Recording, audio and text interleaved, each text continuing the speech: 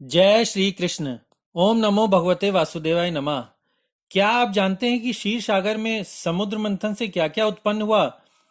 आइए आज हम आपको बताते हैं कि मंथन से क्या क्या निकला।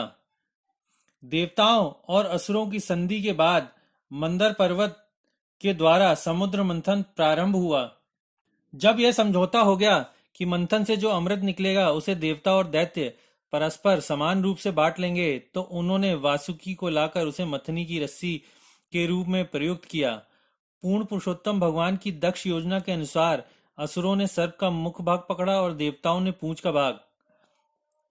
तब उन्होंने बड़े ही यत्न से सर्प को दोनों दिशाओं में खींचना शुरू कर दिया। चूंकि मंदर पर्वत के रूप में प्रयुक्त मथनी अत्यंत भारी थी और जल के भीतर किसी आधार पर टिकी हुई नहीं थी, अतएव वह जल में डूब गई और इस तरह देवताओं और असुरों का पराक्रम व्यर्थ हो गया। तब पूर्ण पुरुषोत्तम भगवान कच्छप रूप में प्रकट हुए और उन्होंने मंदर पर्वत को अपनी पीठ पर आधार दिया। फिर तो मथनी बड़ी तेजी से चालू हो गई। मंथन के परिणाम स्वरूप सर्वप्रथम प्रचुर मात्रा में विष उत्पन्न हुआ। जब प्रजापतियों ने देखा कि उन्हें बचाने वाला कोई नहीं है, तो उन्होंने शिव जी के पास जाकर उनकी पूरी सत्य निष्ठा से स्तुतियां की। उनकी स्तुतियां सुनकर शिव जी मंथन से उत्पन्न सारे विष को पी जाने स्वीकार कर लिया।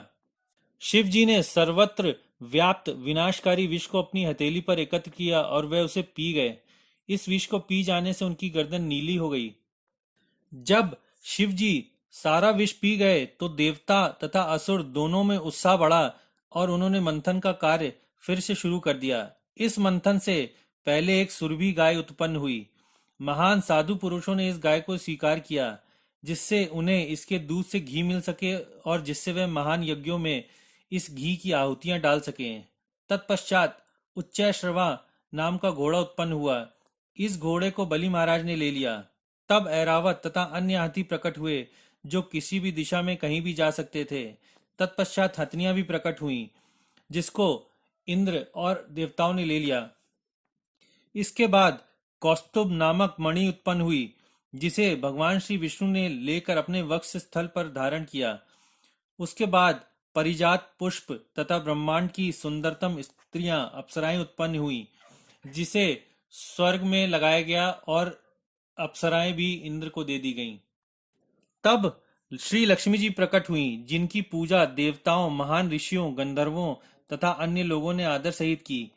लक्ष्मी जी को कोई ऐसा व्यक्ति नहीं मिला जिसे वे पति के रूप में स्वीकार करें। अंततोगत्वा उन्होंने भगवान श्री विष्णु को अपना स्वामी चुना। भगवान श्री विष्णु ने उन्हें सदा सदा के लिए अपने वक्ष स्थल पर रहने का स्थान दे दिया। फिर वारुणी अर्थात सुरापान की देवी उत्पन्न हुई और भगवान श्री विष्णु के आदेश से असुरों ने उसे स्वीकार कर लिया। तब असुर और देवता नवीनकृत उत्साह से पुनः मंथन करने लगे। इस बार भगवान श्री विष्णु के अंशावतार धन्वंतरी प्रकट हुए। वे अत्यंत सुंदर थे और अमृत से युक्त एक पात्र लिए हुए थे। असुरों ने उनके हाथ से तुरंत ही वह पात्र छीन लिया और भागने लगे। देवतागण अत्यंत खिन्न होकर श्री विष्णु की शरण में गए।